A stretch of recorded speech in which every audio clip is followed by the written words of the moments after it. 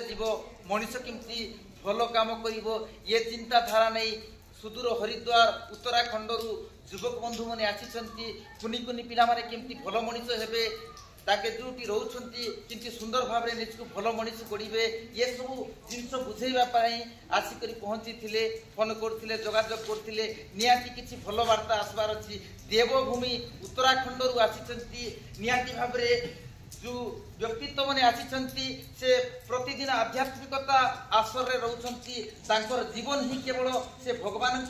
नाममय चली से पीठ से माटी सेठिकार मनीष ही निहाती भाव पवित्र से भाया व्यक्तित्व को आज आम पाइछु ये विद्यालय पिला माने निहाती भाव भाग्यवान पाखु दुई पद कथा शुणी से दुई पद कथा ही ये मनीष जीवन को गोटे सत्मार्ग नहीं जीव टिके किछि भल बुझीला कि नहीं छुआ माने हिंदी बुझुथिलो कि नहीं